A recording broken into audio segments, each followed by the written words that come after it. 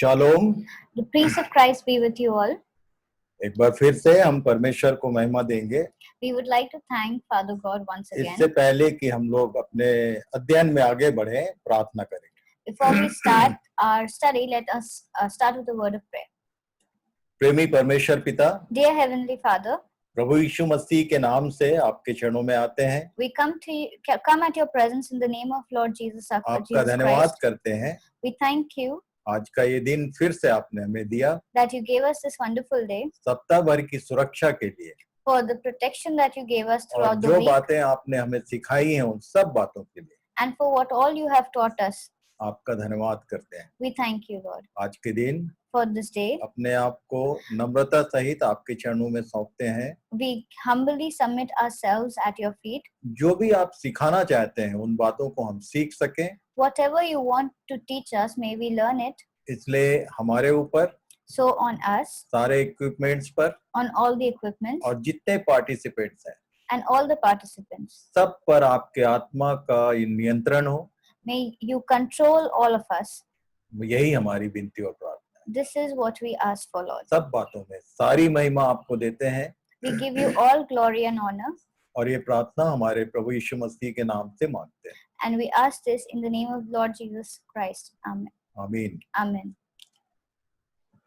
एक बार फिर से मैं आप सबों का स्वागत करता हूँ I welcome you all again, और सीधे हम लोग अपने टॉपिक में एंटर करेंगे। and let us enter in the topic. बहुत सारी बातें हैं जो हमें सीखने की हैं There are a lot of things that we need to learn, और खासकर कलीसियाई इतिहास के विषय में हम देखने का प्रयास कर रहे हैं। and we are trying to learn about the history of the early church. हमारे प्रभु यीशु मसीह के समय को दिन का समय कहा गया The time of Jesus was known as the time of day, और कलीसिया के युग को रात का समय कहा गया, and the time of the church is known as the night. और तब हम लोग सब जानते हैं इस बात को कि जब सूर्य का प्रकाश होता है और जब रात आती है तो रात अचानक अंधेरा नहीं हो जाता है। And we all know that when it is sunrise or when it's sunset, it doesn't happen all of a sudden. धीरे धीरे दिन बीतता है और धीरे धीरे रात का एंट्री होता है। And the day goes on, and then it ends slowly, and then the night comes. और इसी को हम लोग सांझ कहते हैं। And this is known as evening. दिन से आरंभ करके सांझ कैसे हुई, आज हम लोग वहां तक का बात देखेंगे। We are going to learn from day till how did day turn into to evening. जब हमारे प्रभु ने इस दुनिया में जन्म लिया, when Jesus was born on the earth, और जैसे धर्म का सूर्य उसको कहा गया, उसके कारण से बहुत सारी चीजें सॉल्व हुई, and he was known as a son of righteousness, and a lot of things were solved because of that. उसकी किरणों से बहुत सारे लोग चंगे हो जाते थे, and because of his radiant rays, a lot of people were healed. जिस उद्देश्य से परमेश्वर ने पिता ने उसको इस दुनिया में भेजा था उसको पूरा किया उसने, and for the reason he was sent by God to the earth, to the world, he had completed that. और क्योंकि हम लोग सब अच्छे स्कॉलर हैं, अध्ययन कर रहे हैं, and because we all are good scholars and we are learning about it, मैं फिर से स्मरण दिलाऊं, let me remind you, उसने 12 शिष्य बुलाए। he had called 12 disciples. लूका 9 के 1 पद में लिखा हुआ है। It is written in Luke chapter 1. और 10 के 1 पद में लिखा है 70 और मनुष्य नियुक्त किए। And in Luke 10 it is mentioned that 70 more were chosen. और उसके बाद जब वो उसका स्वर्गारोहण हुआ तो 120 लोग थे। And when he ascended, then around 120 were there. और जब पेंटिकोस्ट का दिन आया तो 3000 लोग मिल गए। And when it was the day of Pentecost, then 3000 became believers. प्रेरितों के काम 2 अध्याय उसके 41 पद में ये लिखा हुआ है। It is mentioned in Acts chapter 2 verse 41. और प्रेरितों काम 4 के 4 पद में लिखा है कि 5000 लोग और मिल गए। And in Acts chapter 4 verse 4 it is mentioned that around 5000 became 5000 more were added to the number of believers. और तब जो दिन के समय का अनुभव है वो यीशु ने अपने पहले दृष्टांत में बताया था। And what he had mentioned in his first parable was the example of day. 1/4 जो है वो फलवंत हुआ, जो बीज उसने बोया, 1/4 of the seed that was sown, that flourished, और वो सबसे पहले 100% रिजल्ट था।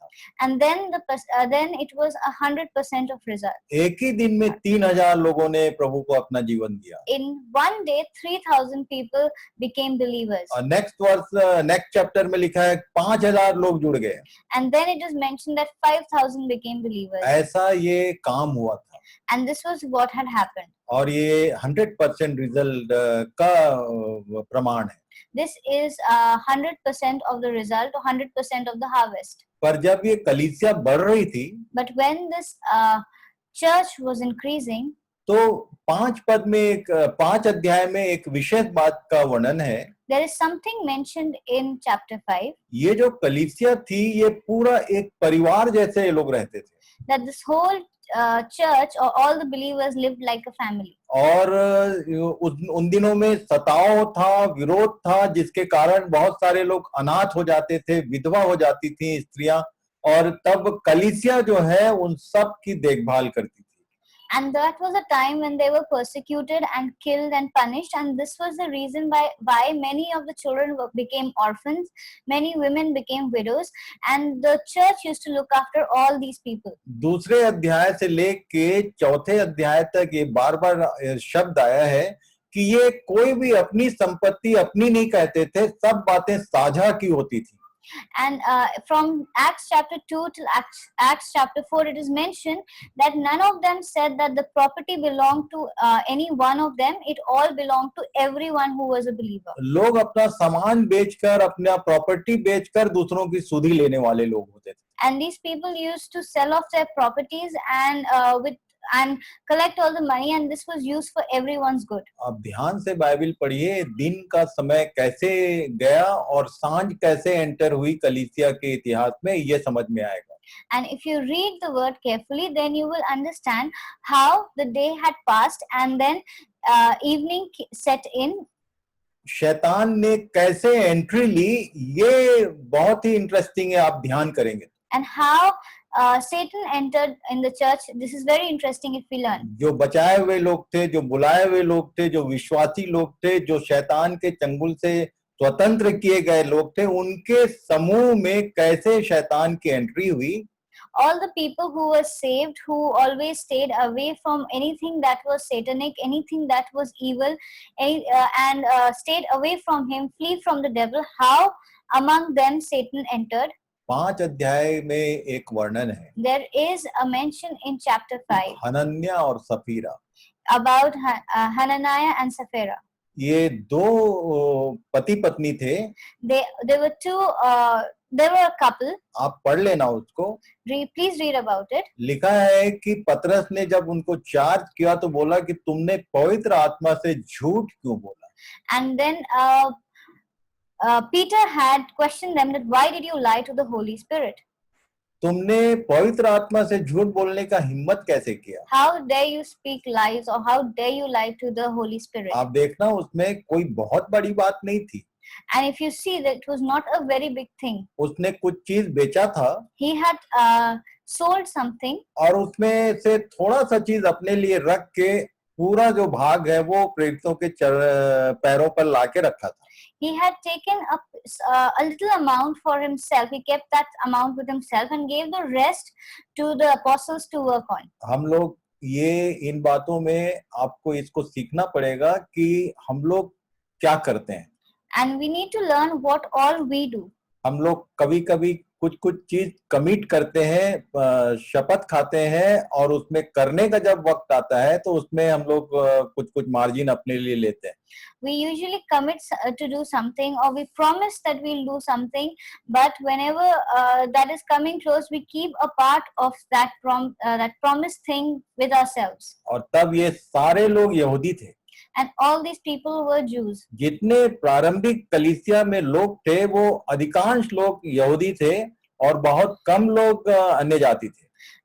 In the early church or early believers, most of them were Jews. A very few of them were people who were Gentiles. और इसलिए पुराने नियम के स्टाइल से ये पनिशमेंट मिला इन दोनों को। And that is why, according to the old law, Old Testament, they got the punishment. With in a moment दोनों का प्राण निकल गया. Within a moment, both of them died. आप 5 अध्याय को 5, 6, 7 बार पढ़ लेना. बहुत इंटरेस्टिंग है कि क्या किया था कि इन लोग को प्राण गंवाना पड़ा.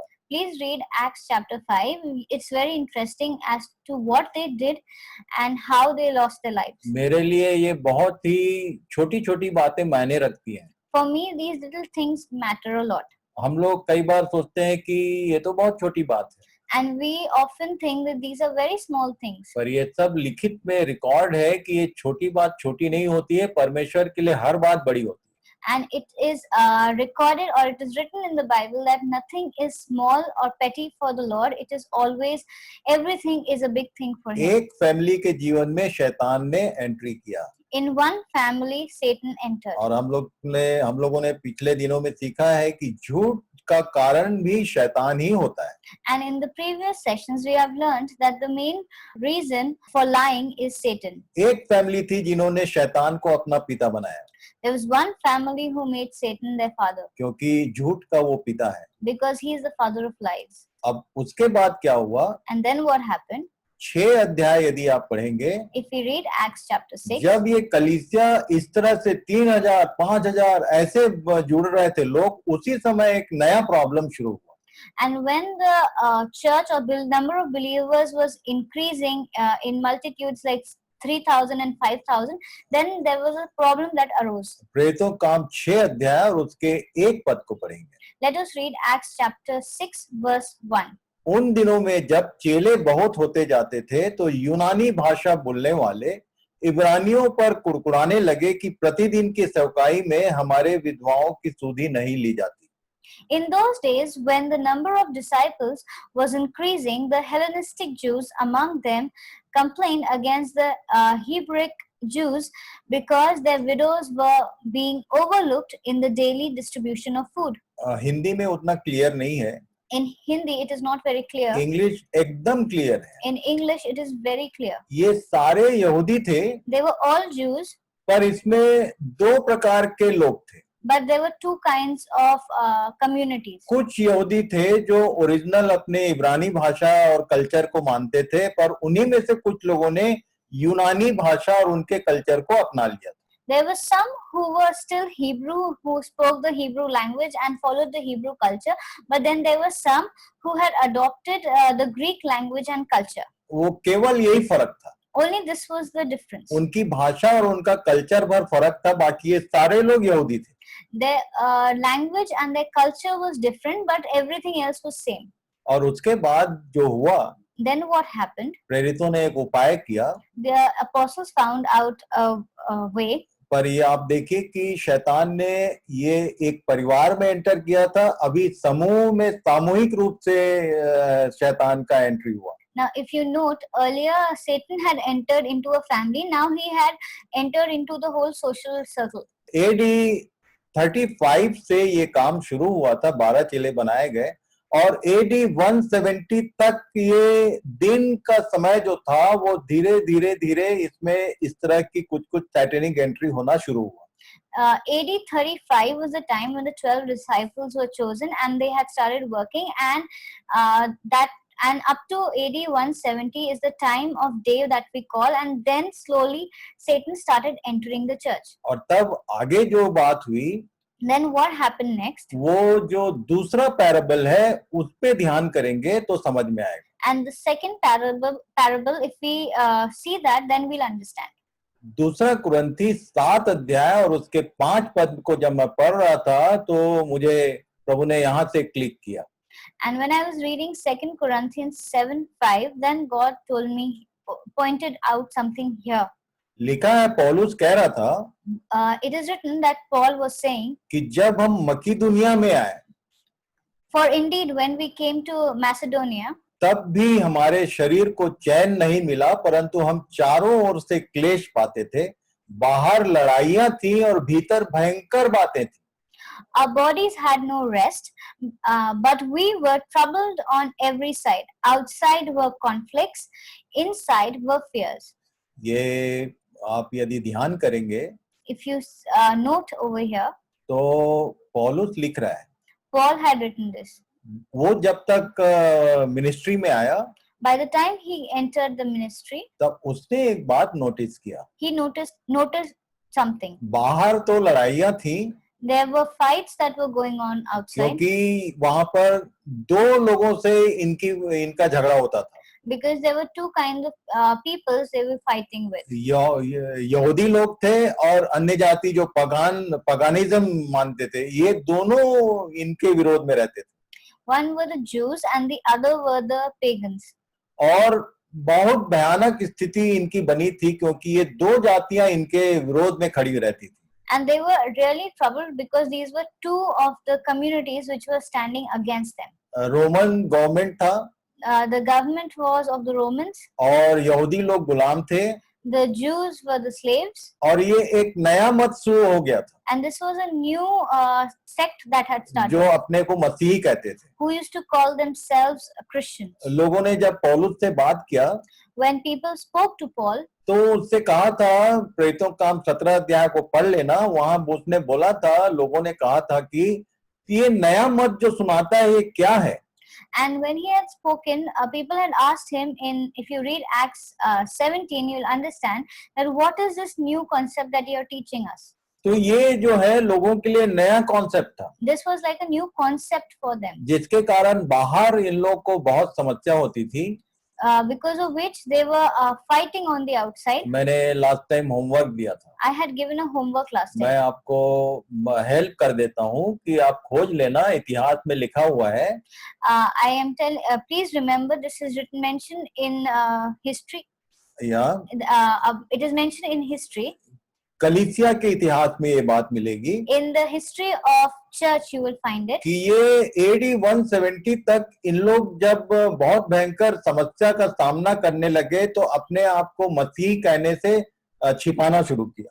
And that when they had being troubled around AD 170, they started hiding themselves. They did not call themselves Christians. पहले ओपन प्रचार करते थे Earlier, they were openly preaching about it. पर सताव इतना ज्यादा और इतना मार पीट और झगड़े होते थे कि धीरे धीरे इनका ओपन बात करना, ओपन आराधना करना, ओपन प्रार्थना करना सब बंद हो गया। But the extent of the persecution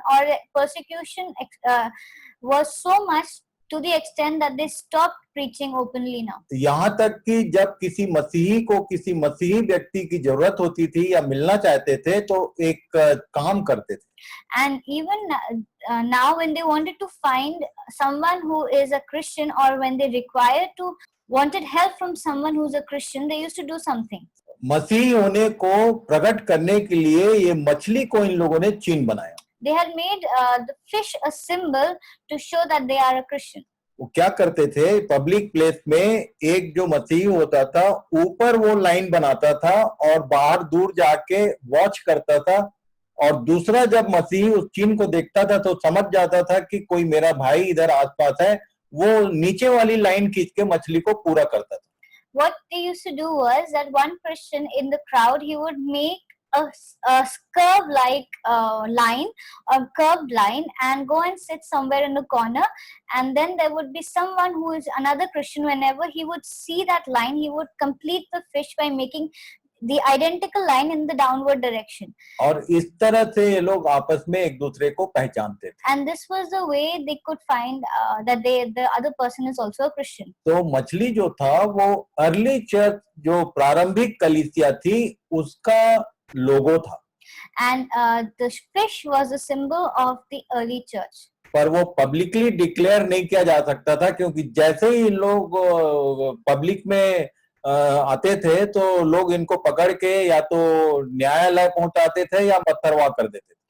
But this was not said openly or preached openly, because the moment they were caught being a Christian, the moment they were caught, either they were stoned to death or they were taken away to the courts. यदि आप कलीसियाई इतिहास को पढ़ेंगे तो ये सब बात समझ में आएगी। If you read the church history, you will understand all these things. AD 100 के भीतर ये बात नहीं थी। All this was not there within AD 100. पर AD 100 के बाद के वर्षों में AD 170 तक ये स्थिति बन गई थी।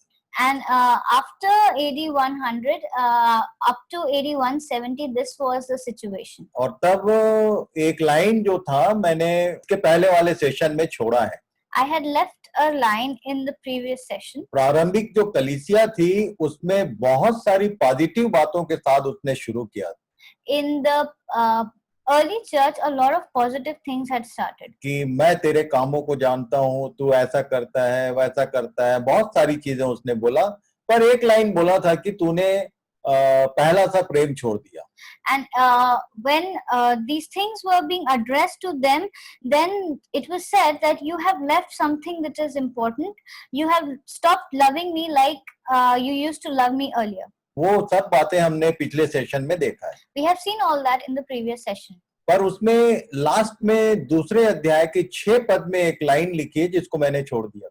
In Revelation chapter 2 verse, there is a verse, that is verse 6, that I had left. यहाँ लिखा है कि तुझ में ये बात तो है कि तू निकुलइयों के कामों से घृणा करता है जिससे मैं भी घृणा करता हूँ. It is written, but you have this in your favor, you hate the practices of the Nicolaitans, which I also hate. तो मैं ये निकुलइयों के काम को खोजना चाहता था कि ऐसी कौन सी चीज थी जिसमें ये मसीह के साथ ट्यून थे. जैसा मसीह घृणा करता था उस काम से, वैसे ही ये लोग भी घृणा करते थे. And I wanted to know what were these practices of the Nicolaitans that Christ hated, and even this church hated. आगे हम लोग देखेंगे कि ये किसने शुरू किया था, पर ये जो एक शिक्षा इनके बीच में एंटर करी थी वो ये थी कि ये लोग कम्युनिटी वाइफ एंड व्यभिचार पाप नहीं है ये शिक्षा दे रहे थे. And what had happened was, we learn about this further, but one short practice was that impure doctrines had entered and they were being taught like having community wives and fornications was nothing bad, it was okay. और ये सब यहूदी लोग थे. And these were all Jews. और इसका कारण राजा दाऊद और सुलेमान को उन लोग बताते थे कि ये लोग परमेश्वर के जन थे और इनकी बहुत सारी पत्नियां थी. And what they quoted was that David and his son Solomon were people of God and they had a lot of wives, so that was okay. जबकि पौलुस ने इस विषय में शिक्षा दिया था कि हर एक पुरुष की एक पत्नी होनी चाहिए. And when Paul had said that every man should have his own wife. पर ये जो प्रारंभिक कलीसिया थी उन्होंने इस बात को एक्सेप्ट नहीं किया. But the early church had not accepted this. और तब मत्ती 13 अध्याय उसके 25 पद में जो दूसरा दृष्टांत है उसमें से एक विशेष पद को मैं विशेष बात को पढ़ना चाहूंगा. And from Matthew chapter 13 verse 25, the parable that is mentioned there, I want to read this specific important line. धीरे धीरे डार्कनेस बढ़ रहा है. How slowly the darkness is increasing. कैसे एक फैमिली ने झूठ बोला. How one family lied. कैसे कम्युनिटी के बीच में झगड़ा शुरू हुआ. How a community started fighting. और उसके बाद और एक काम हुआ. And then one more thing had happened. AD 170 के बाद ये बात जो है वो कलीसिया के भीतर एंटर कर गया. And this had entered in AD 170 or after 170. What had entered? We are learning that. मत्ती 13 अध्याय उसका 25 पद. Let's read Matthew 13 verse 25. लिखा है जब लोग सो रहे थे तो उसका बैरी आकर गेहूं के बीच जंगली बीज बोकर चला गया. But while everyone was sleeping, his enemy came and sowed weeds among the wheat and went away. लिखा है जो बीज बोया गया था. It is mentioned that the seeds that was और ये sown अच्छे से फ्लरिश हो रहा था. and it was flourishing. तो उसके बीच में ठीक बढ़ रहा था जब ये तभी बैरी ने जंगली बीज डाल दिया. And it says that when it was flourishing, then the enemy came and sowed weeds among the wheat. और तब पैराबल में आगे लिखा है कि जब काम करने वालों ने देखा तो मालिक को बताया कि ऐसा ऐसा हो गया है. And then it is mentioned further going down the parable that the workers told the owner of the field that such a thing has happened. तब 30 पद को पढ़ेंगे। Then let's read Matthew 13 verse 30. इस लाइन को आप लोग अपने अपने बाइबल में अंडरलाइन कर दो, ये आगे जाके काम आएगा। Please underline this line and this is going to help us further. ये बहुत खतरनाक एडवाइस दिया उसने। There was a very dangerous advice that was given. लिखा है 30 पद में, It is mentioned in verse 30. Katni तक दोनों को एक साथ बढ़ने दो, और कटनी के समय मैं काटने वाले से कहूंगा, पहले जंगली दाने के पौधे बटोर कर जलाने के लिए उनके गट्ठे बांध लो, और गेहूं को मेरे खत्ते में इकट्ठा करो। Let both grow together until the harvest. At that time, I will tell the harvesters, first collect the weeds and tie them up in bundles to be burnt. Then gather the wheat and bring it into my barn. उसके आगे लिखा हुआ है, आप लोग पढ़ लेना। It is mentioned further. Please do read. ऐसा ना हो कि तुम लोग जंगली दानों के साथ, जंगली पौधों के साथ असली पौधे भी उखाड़ फेंको। Be careful that you do not pluck off the wheat along with the weed. ये जो जंगली बीज या जंगली पौधा था वो क्या था, ये प्रकाशित वाक्य 2 के 9 पद में क्लियर होता है। And what was this weed? It is mentioned in Revelation chapter 2 verse 9. प्रकाशित वाक्य 2 के 9 में लिखा है, It is mentioned in Revelation 2:9. मैं तेरे क्लेश और दरिद्रता को जानता हूँ, I know your afflictions and your poverty, परंतु तू धनी है। yet you are rich. और जो लोग अपने आप को यहूदी कहते हैं और है नहीं, पर शैतान की सभा है, उनकी निंदा को भी जानता हूँ। I know about the slander of those who say that they are Jews and are not, but are a synagogue of Satan. ये वो जंगली बीज था। These are the weeds. ये जंगली पौधा जिसको मना किया उखाड़ने के लिए, ये क्या है, ये यदि समझना चाहेंगे तो आगे लिखा हुआ है, जो मैंने खोजा वो बताता हूँ। And what if you want to understand what this weed was, then let us see what I have found out. ये जो निकोलइयों की जो शिक्षा थी, एक चीज ने जब एंट्री नहीं किया, लोगों ने एक्सेप्ट नहीं किया, तो एक दूसरी चीज इन लोगों ने इंट्रोड्यूस किया। When the practices and doctrines of the Nicolaitans was not accepted, they had introduced something new. मैं यहाँ आपको बता दूं, Let me tell you, कि निकोलई जो वर्ड यूज किया है, this word that is used, Nicolaits, आज का पहला होमवर्क आपके लिए ये रहेगा। your first homework for today is this. ये एक्चुअल इसका नाम, ये जो एक पर्टिकुलर व्यक्ति था जिसने इस चीज को, इसके लिए बड़ा परिश्रम किया, उसका नाम निकोलाउस है हमारे हिंदी बाइबल में। And this person who had worked hard for this new doctrine was a person by the name of Nicholas in the Bible. मैंने आपको बताया है कि ये सारे यहूदी लोग थे। I have told you that all these were Jews. और जब समस्या बढ़ी थी तो इसका कुछ सॉल्यूशन इन लोगों ने खोजने का प्रयास किया था। And when there was a problem that had increased, they had tried to find a solution for that. आप यदि ध्यान से पढ़ोगे तो ये निकोलाउस शब्द आपको मिलेगा। If you read carefully, you'll know who this Nicholas is. ये नाम कहाँ मेंशन हुआ है, ये आपका होमवर्क है, आपको खोजना है। Where is this name mentioned? You need to find out about it. पर इसका जो डॉक्ट्रिन था, जिसको यीशु ने जंगली बीज नाम दिया, वो क्या था, वो आपको बताऊंगा। And what was the doctrine which Jesus called as the weed? We are going to find out. ये ऐसी शिक्षा थी जिसमें लोग यहूदी जो प्रिस्टली ऑर्डर था, जो आराधना में, टेम्पल में जो क्रम था आराधना करने के लिए, उसको इन लोग इंट्रोड्यूस करना चाह रहे थे। Now, Nicolaitans were actually a sect in the church who wanted to establish the priestly order which was there in the early temple of the Old Testament. जैसे ये यहूदी लोग के बीच में मंदिर में आराधना के लिए साधारण लोग भी होते थे, और उसके बाद उसमें लेवी लोग भी होते थे, और प्रिस्ट होते थे, और सबके ऊपर हाई प्रिस्ट होता था।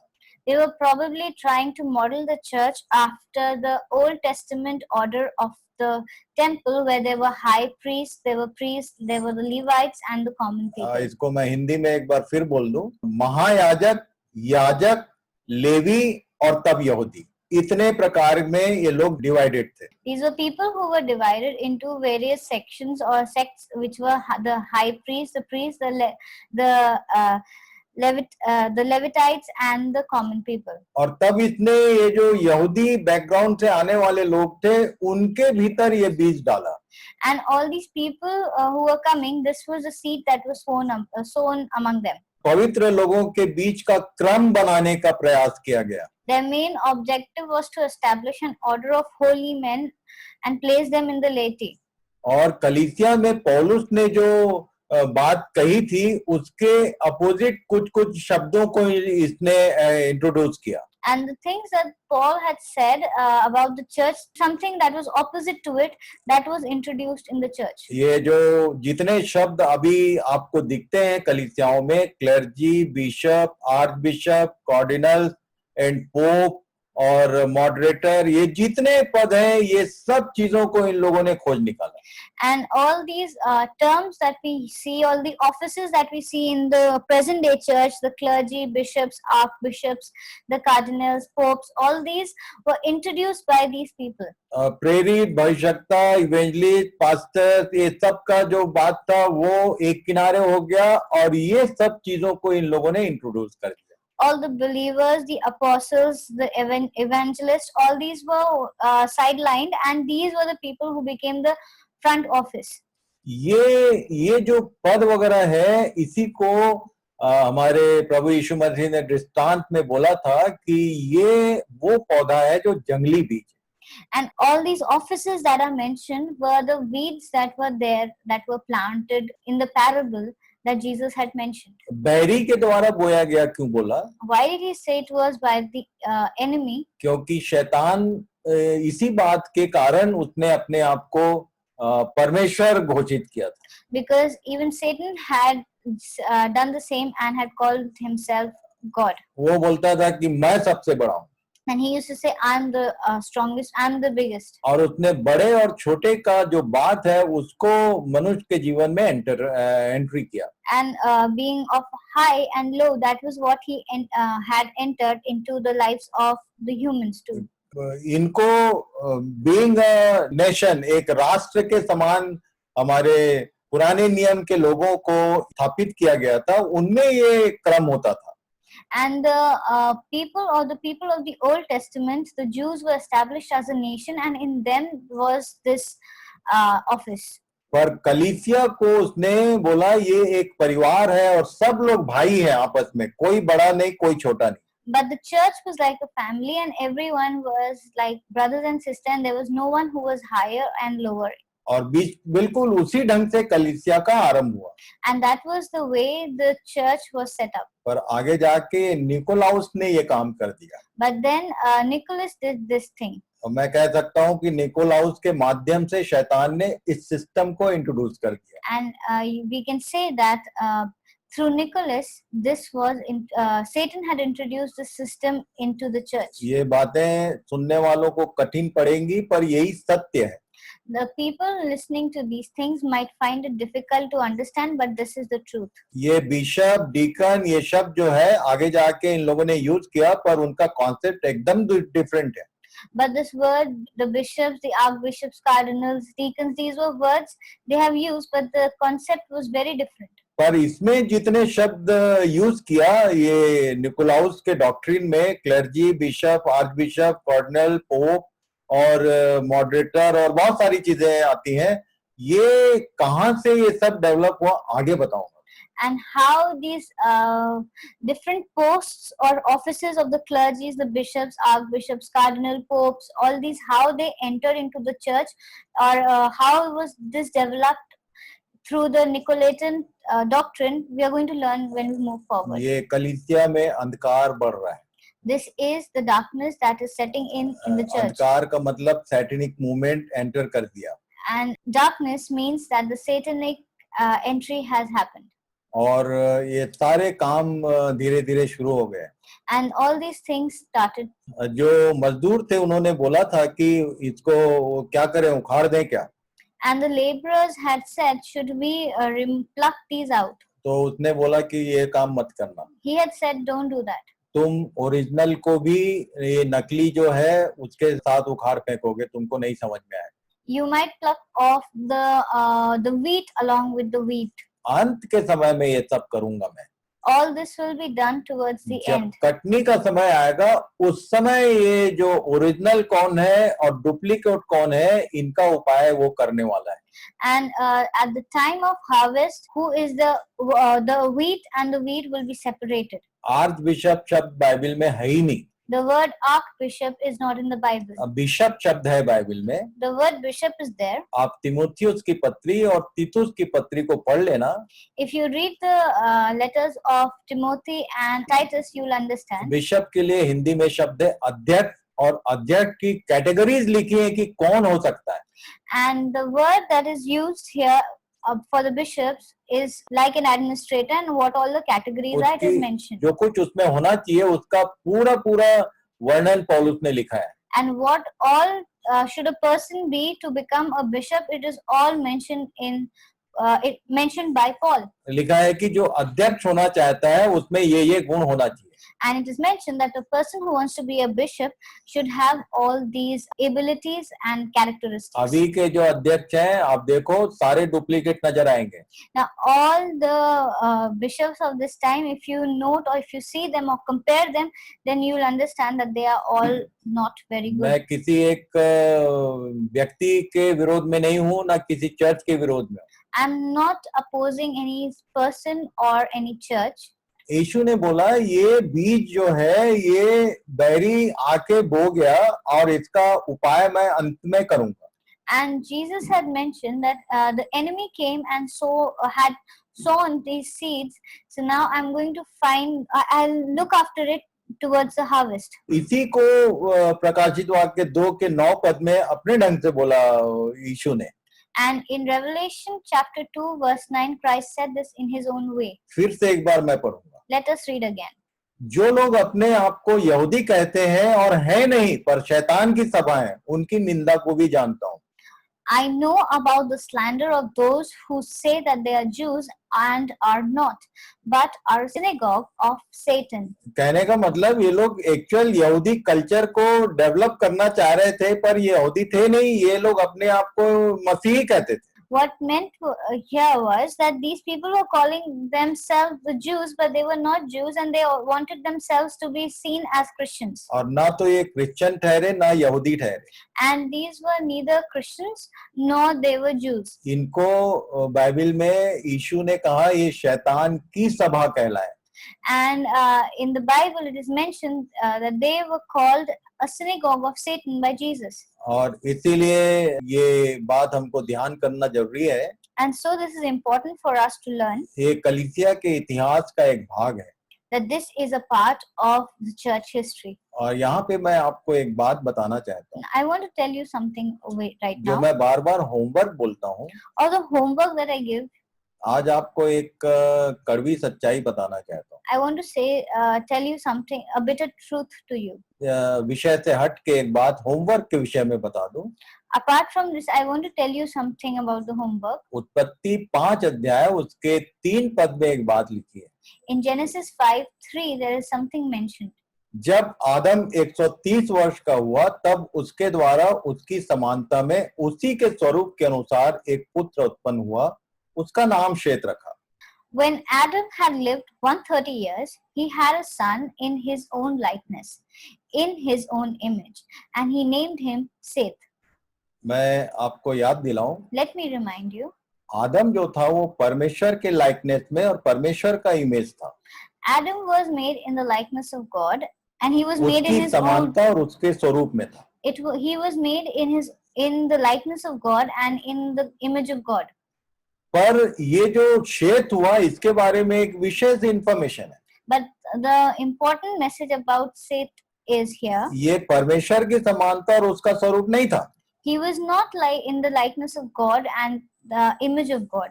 पर ये आदम की समानता और स्वरूप था। But he was in the likeness and image of Adam. आपको मैं बता दूं बहुत सीधे तरीके से। Let me tell you in simple words. जितने लोग होमवर्क करते हैं, All the people who do homework, जितने लोग परमेश्वर की मनसा को समझने का प्रयास कर रहे हैं, all who want to know what God wants और जो हर एक कही हुई बात का आदर करते हैं, and who obey what is written, क्योंकि मैं अपनी कोई भी इच्छा आपके पास नहीं रखता हूँ. because I don't give you anything according to my ये will. परमेश्वर की इच्छा है कि आप होमवर्क करें, अर्थात आप वचन के पीछे लगे रहें. This is what God wants, that you do your homework and you follow His word. ये लाइन क्यों पढ़ाया? Why have I made you read this? आप परमेश्वर के पुस्तक का होमवर्क नहीं कर रहे हैं, You are not doing the homework of the Bible, तो आपके बच्चे के विषय में कम से कम मैं जानता हूं कि वो आपका डुप्लीकेट है. and that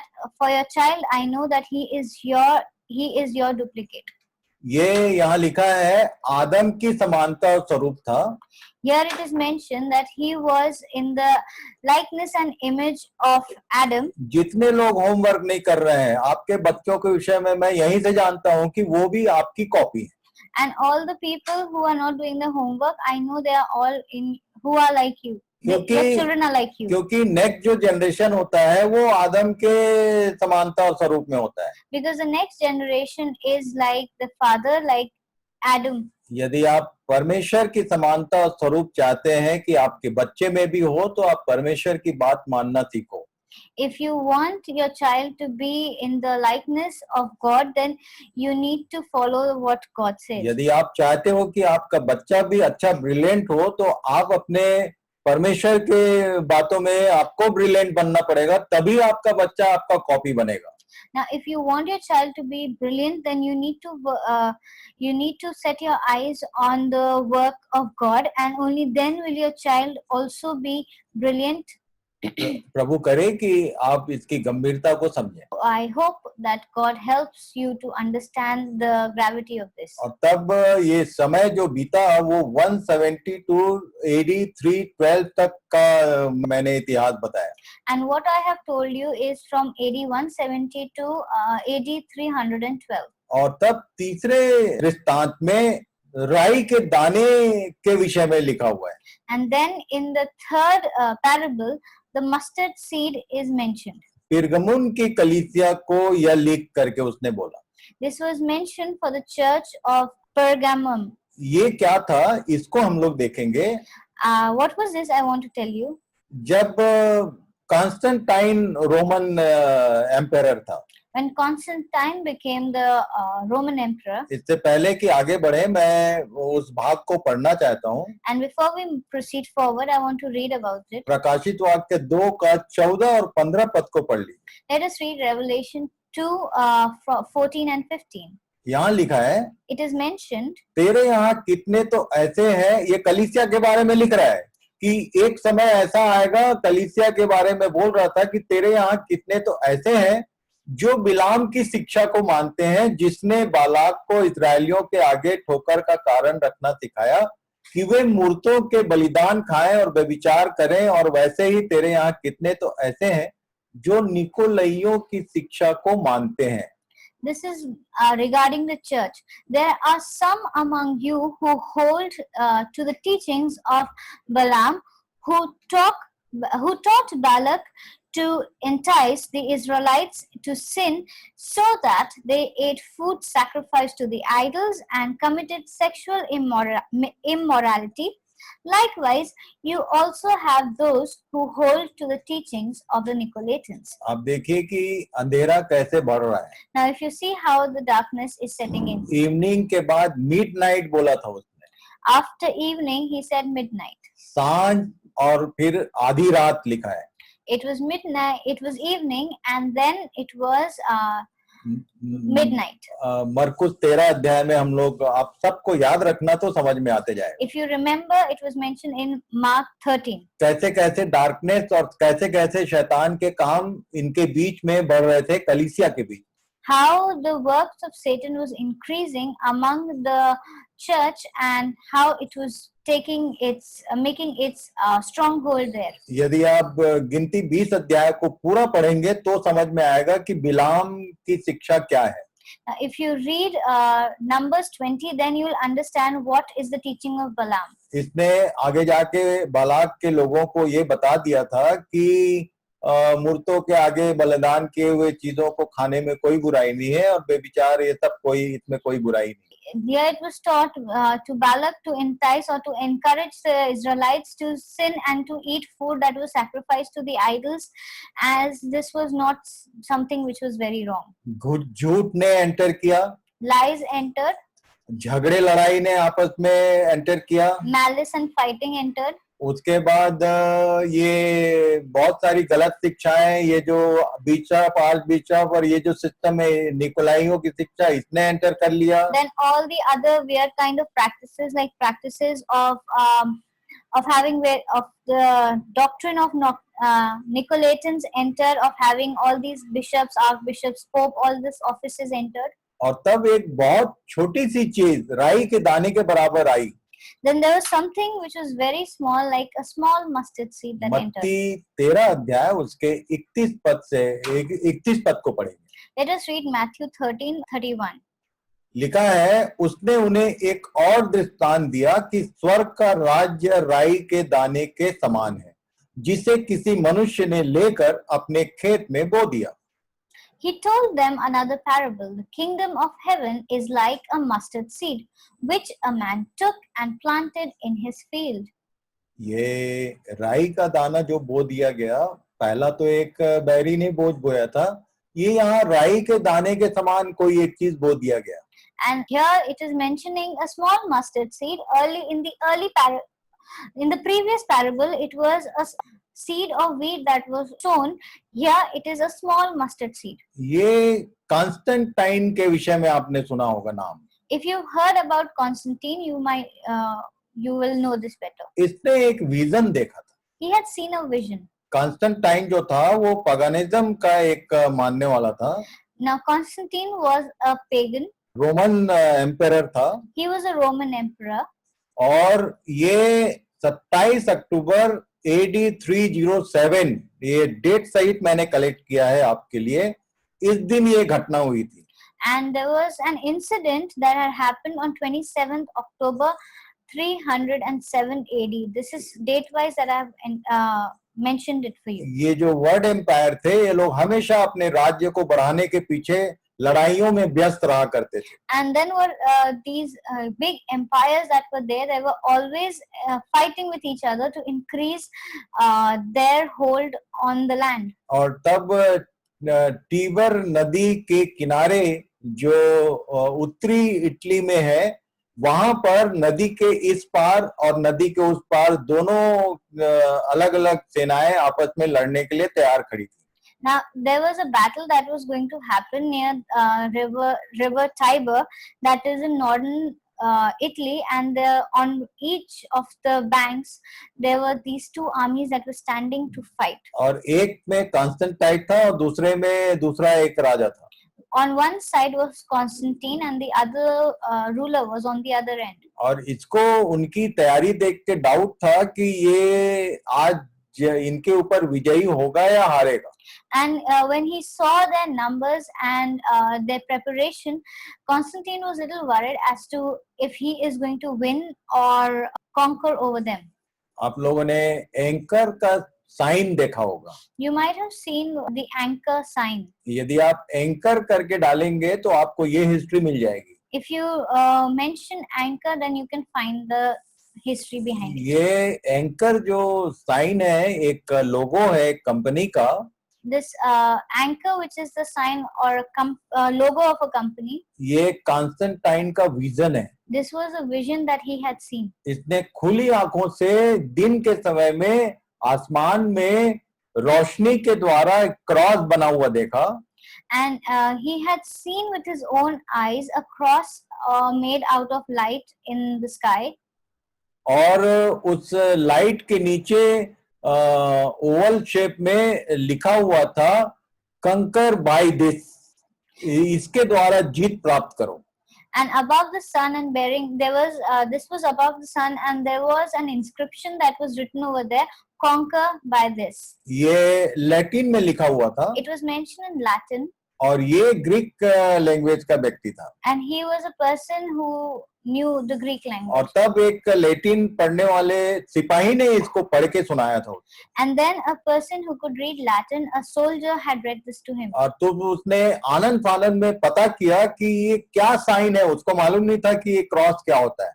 And at that time he did not understand the meaning of this, and so he tried to find out. और तब उसको बताया गया कि क्रिश्चियंस क्या होते हैं, और क्योंकि उस समय तक क्रिश्चियंस का जो फेथ है वो पूरी रीति से दबा दिया गया था, और इसलिए इसको उसके बारे में पूछना पड़ गया। And then he was told who the Christians was, what it meant, and because at that time the Christian movement or the early church was really suppressed, and they were doing all these things in hiding, so he did not know anything about them. और तब उसको जो कुछ बताया गया, And all that he was told, और तब उसने क्रॉस जो है वो क्या है वो जाना, and then he got to know what the cross is. और बैप्टिज्म जो वर्ड है वो मसीही लोगों के विषय में जो जानकारी उसको दी गई उसके विषय में जाना। And then he got to know about baptism, and then he got to know about the believers and the Christians. अब पहला छिड़काव का बपतिस्मा कॉन्स्टेंटाइन ने किया यहाँ पर। And the first sprinkling baptism was is what Constantine did. ये क्रिश्चियन नहीं था, He was not a Christian. ये पास्टर नहीं था, He was not a pastor. ये कोई इवेंजलिस्ट नहीं था, He was not an evangelist. ये युद्ध के मैदान में खड़ा हुआ एक राजा था। He was an emperor who was standing in a battlefield पगान धर्म का मानने वाला, and was a pagan. और उसने इस चिन्ह को फॉलो कर दिया, और स्प्रिंकलिंग का बपतिस्मा फर्स्ट टाइम इसने अपने हाथ से पूरी सेना को पानी छिड़क के नदी का उसने कहा कि मैंने तुम्हारा बपतिस्मा कर दिया। And then this was the first time that he sprinkled water on all of his army and all of his soldiers, and he said that through this I have baptized you and made you all Christians. इसको जो अच्छे scholar हैं उन लोग जानते हैं कि ये जो है एक भ्रामक विजन था, दर्शन था जो कॉन्स्टेंटाइन को दिया गया। And the good scholars or the scholars know that this was a false vision that was given to Constantine. शैतान ने ये दर्शन उसको दिखाया था। Constantine had was shown this vision by Satan. और तब इसने जब जय प्राप्त कर लिया, and then when he was victorious, तो वापस आकर उसने पूरे रोमन एम्पायरशिप में अपने एम्पायर में उसने राष्ट्र धर्म करके क्रिश्चियनिटी को इंट्रोड्यूस कर दिया। And when he had returned victorious, he had established Christianity as the state religion of the Roman Empire. वो अपने सैन्य बल से इसको लागू किया। And through his army and through his military power, he had established this. और उसके बाद बहुत भयंकर समस्या खड़ी हुई। And then there was a lot of problem that began. पगानिज्म और ये जो रोमन ये जो क्रिश्चियन थे इनके बीच में भयंकर युद्ध का मारपीट काटमार का स्थिति बन गया। And then the Christians and the Romans had a very big fight, or they started fighting amongst themselves. Constantine ने अपने बहुत छोटे से नॉलेज से क्रिश्चियनिटी को इस ढंग से इंट्रोड्यूस कर दिया। And with his very less knowledge, Constantine had introduced Christianity into the state. और इसीलिए लिखा है कि राई के दाने के समान है जिसको एक खेत में बोया गया। And so it is mentioned like a small mustard seed which was sown in the or planted in the field. पर उसके बाद क्या हुआ? And then what happened? ये जो कॉन्स्टेंटाइन था उसका जो एक्चुअल मोटिव था वो राजनीतिक था, ये कोई धर्म से संबंधित बात नहीं थी। And Constantine, who had united the church and the state, it was a motive that was purely political. It was nothing to do with religion. और तब उसने क्रिश्चियनिटी और पगानिज्म को एक करने का कोशिश किया। And he wanted Christianity and paganism to merge and become one. और तब पगानिज्म और क्रिश्चियनिटी के बीच में जो एक डिफरेंस था बहुत बड़ा, उसको इसने मेहनत करके एक नया डॉक्ट्रिन इंट्रोड्यूस किया। And he had introduced the doctrine. He had worked very hard and altered the Christian faith and fit in paganism and made a new faith altogether. Constantine के जाने के बाद And after जब Constantine, ये आपस का जो दंगा फसाद है वो बढ़ता गया, तब दिमाशस करके एक राजा है, and then when Constantine had gone, there was another ruler who came up by the name of Damasus. उसने बड़ा बुद्धिमानी से काम किया. He did something very smartly. उसने दोनों रिलीजन को अध्ययन किया, He studied the two religions, और तब जो पगनिज्म है उसका डिटेल मैं आपको 17 अध्याय प्रकाशित वाक्य में बताने वाला हूँ. I will tell you the details of paganism in Revelation 17. पगान धर्म में 3 आइडल होते हैं. In paganism, there are 3 main idols. एक स्वर्ग की रानी होती है, एक सूर्य देवता होता है, और एक ईश्वर पुत्र होता है. And there is a sun god, there's a queen of heaven, and there is the son who is the God's son. तो ये 3 आइडल हुआ करते हैं There are mainly these 3 idols पगान धर्म. in paganism. तब दिमाशस ने दिमाग लगाया, Then Damascus put this, उसके साथ के लोगों ने उसको एडवाइस किया, he was advised by his people, और पूरे रोमन एम्पायर में जितना बड़ा राज्य था उसमें एक प्रचार किया गया. and all over the Roman territory this was spread and preached, तुम लोग बेकार में झगड़ा कर रहे हो, that you are fighting uselessly, है तो एक ही चीज. that it is all the same. और उसने समझाया And he explained कि यूसुफ जो है वो सूर्य देवता की जगह है, that Joseph is in the place of the sun god, और मरियम जो है वो स्वर्ग की रानी है, and that Mary is the queen of heaven, और यीशु जो है वो इनका पुत्र है, and Jesus their son is the god, sun god, परमेश्वर का पुत्र है. is the God's son.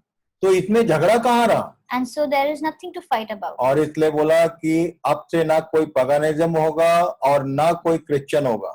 And now he said that now no one is going to be a pagan or no one is going to be a उसने Christian. एक नया word use किया, And he used a new word for it. उसको बोलते हैं Roman Catholic. And those are the Roman Catholics. ये Catholic शब्द जो है ये पगान का शब्द है, The word Catholic is a pagan word. और रोमन एम्पायर के द्वारा ये लागू किया गया, इसलिए उसने रोमन कैथोलिक नाम दिया. And it was because it was introduced in Rome and by a Roman emperor, so it was known as the Roman Catholics. और जितने उसके जो फेस्टिवल थे उसको इसमें लागू किया गया. And all the pagan festivals were adopted. जो पगान धर्म के फेस्टिवल थे वो सारे फेस्टिवल रोमन कैथोलिक को इंट्रोड्यूस किया गया. And all the pagan festivals with little alteration were introduced in the new Roman Catholic faith. Easter शब्द जो है वो पगानिज्म से आता है. The word Easter comes from a pagan word. उसको बहुत ही बुद्धिमानी के साथ गुड फ्राइडे के साथ जोड़ा गया. And it was very cleverly added with the Good Friday. जबकि ईस्टर जो है वो एस्टर देवी के लिए ये शब्द काम में आता है. ये एक गॉडेस है. And the word Easter is used for the Easter goddess, and it is a festival for her. ये एक्समस था जिसको क्रिसमस बनाया गया. And Xmas was made into Christmas. Xmas जो वर्ड है वो कैथोलिज्म का था, ये पगान का था. This Xmas was a word that was used by the pagans. बोला ये क्रिसमस होगा. And this was known as Christmas. आधा क्रिश्चियन का और आधा पगान का. Half was pagan, half was Christian. और तब इवन जो डेट ऑफ क्रिसमस है उसके विषय में भी बहुत सारी बातें थी. And there are a lot of theories for the date for Christmas, जो आज तक बनी हुई है. which is still there. और इस तरह से ये फुल डार्कनेस ने एंटर किया. And that's how complete darkness entered the church. इसी को मिडनाइट कहते हैं. And this is known as the midnight hour. और उसके बाद चर्च ऑफ थियाथिरा एडी 606 से लेकर एडी 1520 तक का समय आया. Then the church in Thyatira, which is the time from AD 606 to AD 1520. जितने क्रिश्चियन एक्टिविटीज थे वो सब चीजों को टोटल ड्रॉप कर दिया गया. And the Christian, everything that was Christian of the early believers was completely cut off. Midnight hour को डेड टाइम ऑफ चर्च बोलते हैं. And this midnight hour is known as the dead time for church.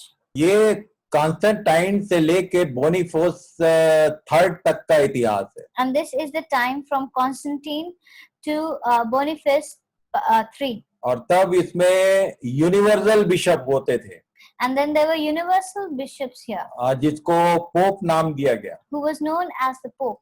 जितने मेरे Roman Catholic भाई बहन लोग सुन रहे हैं, And all my friends who are and brothers and sisters who belong to the Roman Catholic faith, आपको इन बातों से परेशानी हो सकती है, you might not like these things. पर आप यदि चर्च हिस्ट्री खोजेंगे तो सब आपको मिल जाएगा. But if you open the church history, you will find all these things. और तब इस समय में मुख्य रूप से क्या किया गया, And then there was something that was done. Bible नाम की जो चीज थी, जो जितने जो स्क्रिप्चर थे, इसको खोज खोज के इसको बंद किया गया और उसको पूरी रीति से पढ़ने में रोक लगाया गया. And this book that was known as the Holy Book or the Bible was shut down, closed, and it was all these things were kept away. खासकर ओल्ड टेस्टमेंट में पेंटाट्यूक जो था वो यहूदियों के पास था, The Pentateuch was with the Jews. पर जो गॉस्पेल्स हैं और जो एपिस्टल्स ऑफ पॉल हैं, इन सब चीजों को इन लोगों ने गुफाओं में और कहीं कहीं छिपा दिया. And the Gospels and all the letters of the apostles of Paul, they were all hidden in various caves. प्रकाशित वाक्य के 2 अध्याय उसके 20 और 21 पद को पढ़ेंगे. We'll read Revelation 2:20 and 21. यहाँ लिखा है, It is mentioned, उस स्त्री इजेबेल को तू रहने देता है जो अपने आप को भविष्यवक्तिन कहती है और मेरे दासों को व्यभिचार करने और मूर्तों के आगे के बलिदान खाने को सिखलाकर भरमाती है.